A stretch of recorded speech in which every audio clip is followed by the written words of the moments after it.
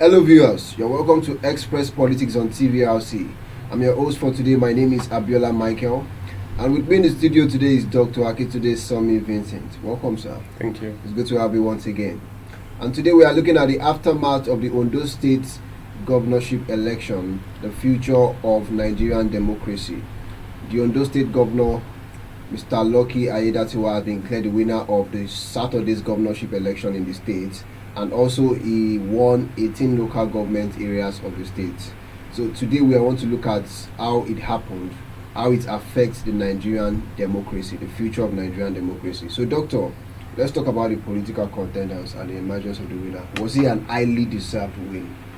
Well, we have quite a number of them, but the conventional parties, the leading opposition party and the ruling party, took the center stage, where we have the likes of the then acting governor, who is now the governor-elect, in person of Lucky Ayedatiwa, who eventually emerged as the winner.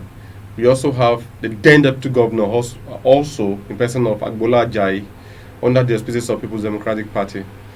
But the election has come and gone, and we have the governor-elect in person of Lucky Ayedatiwa. All right, thank you. So now, speaking about the election, the Saturday's election, let's talk about INEC for a little bit. Now, do you think they carried out a free and fair, credible election?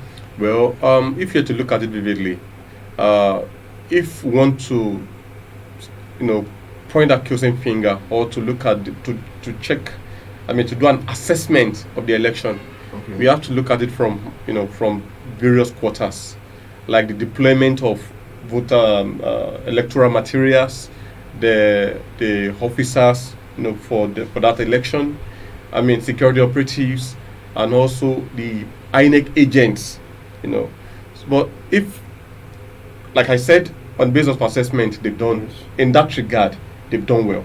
Okay.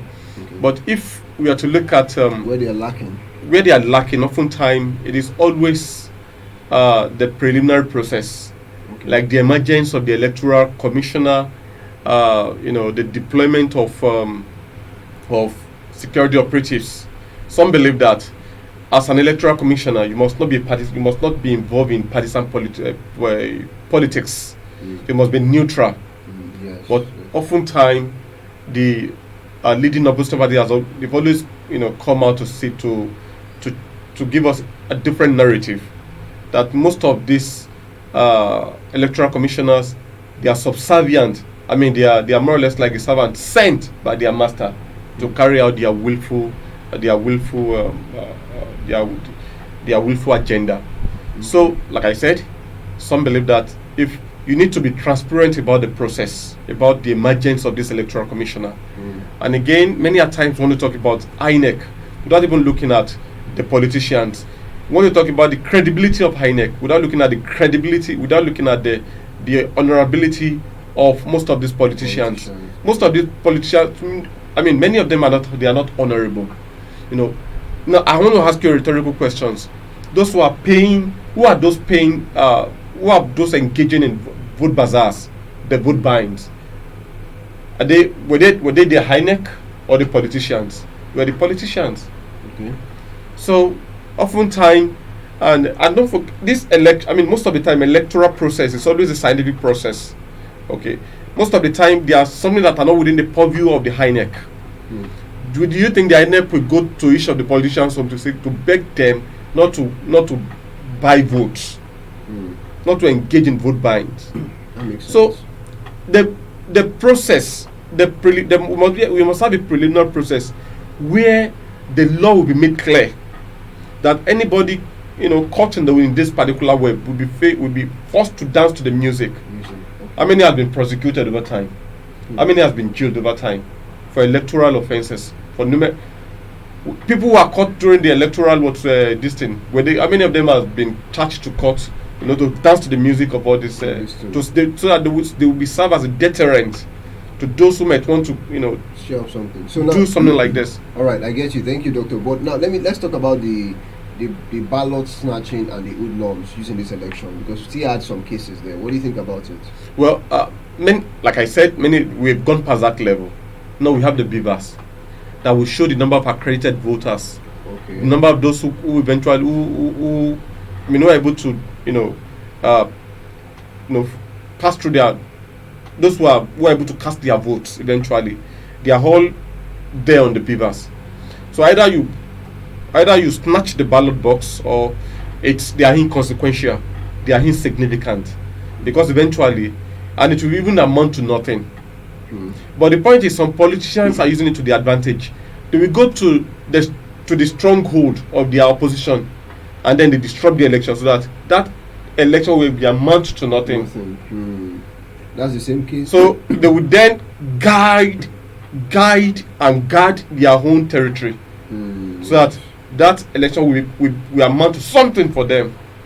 But they will disrupt that of the opposition. This has been part of the dynamics that must be looked into. All right, thank you, Doctor. So now let's talk about the future of Nigerian democracy as regards the election. Where is Nigeria going to? Well, the future of Nigeria as regards this election is that now we had the last election, that of Edo State election. One of the leading opposition party were defeated. They were defeated. PDP was defeated in Edo. Yes, they were. Now Ondo State, we have APC again. The emergence of APC. In few days to come, Anambra. Should we say we are prophet of that? Should we talk about ourselves a soothsayer or a prophet that will eventually say most likely that PDP will emerge as the governor in that state? Well, we need to. I want to. Where exactly are the voices of opposition in this country? See, a viable country, a sane country, without a leading opposition party is in trouble. Democracy would definitely be in trouble in that particular country. Okay.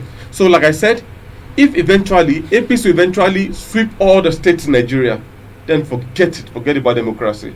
Then we are practicing what I call a one-party system country, which will render our democracy useless. All right, thank you.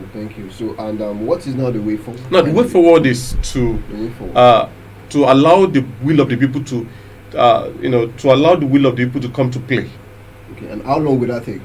Any time, any day. That the problem is that the leaders at the top. Okay, but are the people willing to now? Go at length? Why not throw the system open, straight open? Just imagine Jonathan refused to assent or to consent to applause that election to Muhammadu Buhari. Would we be talking about APC today? This is a very strong incumbent president who felt perhaps people don't want him anymore, and the relinquished power. I'm very sure I know a president in this country that would never allow that to happen, and they belong to that PDP. So if they fail to throw it open, to allow the will of people to come to the fore, eventually our democracy becomes so useless. Okay. We start operating one party system. Okay. So the point is, the politicians, the power that be at the top, like the emergence of the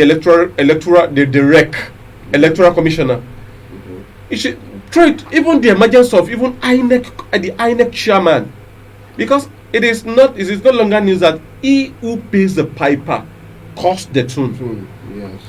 I call you to come and work for me. I say, come, I think you'll be relevant in one particular field. You will be subservient to the person who has paid you, who put you in that position.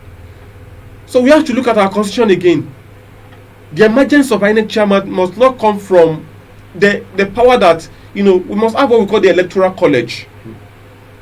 That we form people from all spheres of life that may not be part of the government, so that they can have a fair contribution, a fair opinion towards the emergence of our political leaders. Yes. If that is not done, then we keep saying the same story every time. Wow, that was indeed a powerful session.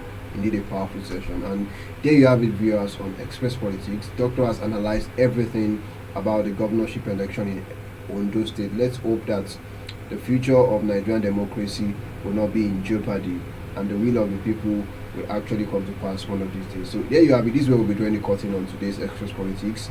I remain your humble host, Abella Michael. This is where we round up for today. Bye for now.